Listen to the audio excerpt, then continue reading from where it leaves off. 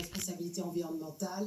Alors trop radicale, demandait-elle trop d'efforts, d'adaptation? Ce qui est clair, c'est que le non est unanime et assez massif, Laurent Dufour. Oui, l'initiative a été rejetée à la double majorité, celle du peuple tout d'abord à 69,8%, et puis la majorité des cantons, la totalité des cantons même.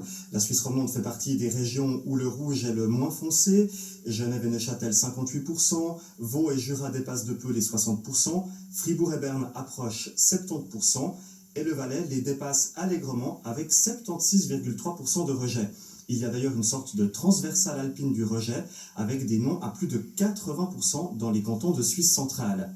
On le voit aussi bien sur la carte des communes, avec par exemple Riemenstalden, une toute petite commune schwitzoise, 27 votants, qui dit non à 100%. Quelques grandes villes se distinguent en votant oui: Lausanne, Fribourg, Neuchâtel, Berne et Bienne. Mais ce n'est pas le cas de toutes les villes. La ville de Genève, celle de Bâle ou encore celle de Zurich, réputée plutôt écologiste, ont dit non.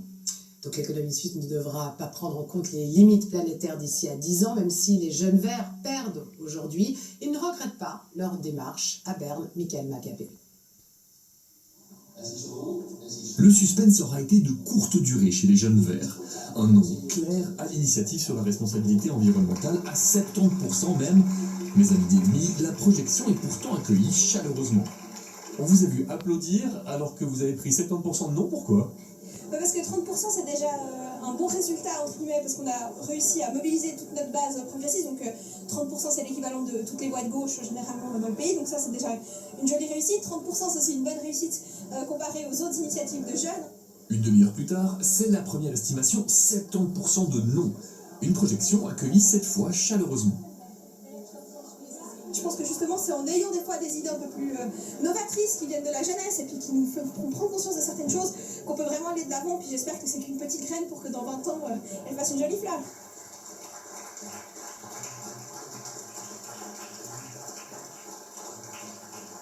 Des jeunesses souvent plus radicales que le parti maire et dont les textes trouvent rarement les faveurs des urnes.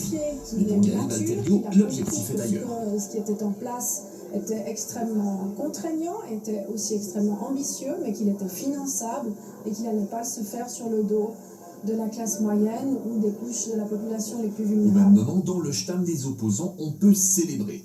Pour cette conseillère nationale, le résultat du jour est un témoignage de confiance pour la politique environnementale déjà en place. Bonsoir, monsieur le conseiller fédéral. Merci beaucoup d'être avec nous ce soir. Alors, les Suisses disent non, un non très clair à l'initiative écologiste sur les limites planétaires. Comment vous expliquez un refus si massif? Bonsoir, mesdames et messieurs. C'est le contexte de l'initiative de laquelle est sorti un tel résultat très clair, parce qu'on a voulu faire réduire la population, le besoin des ressources à 2/3 dans les prochaines 10 années. C'est beaucoup trop fort, ça n'aurait pas été supportable pour l'économie. Aujourd'hui, l'UDC Suisse, votre parti, demande la sortie de la Suisse de l'accord de Paris. Est-ce que vous approuvez cette position ?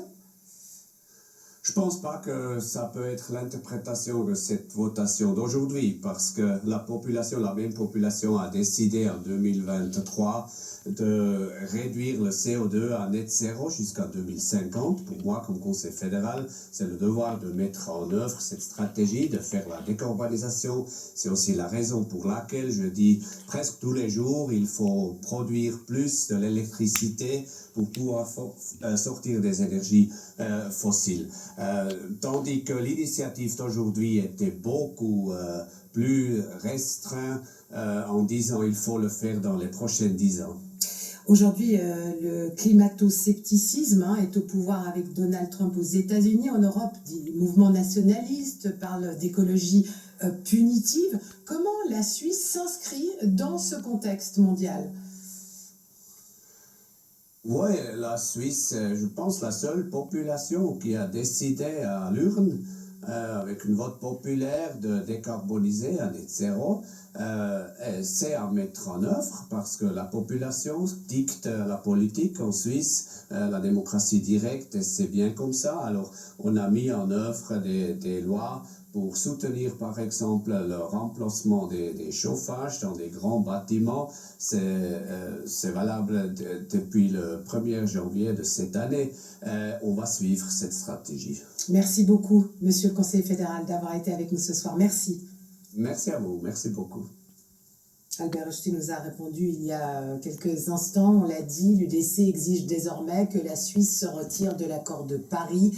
Les autres partis y voient une provocation de plus. Thierry Clémence.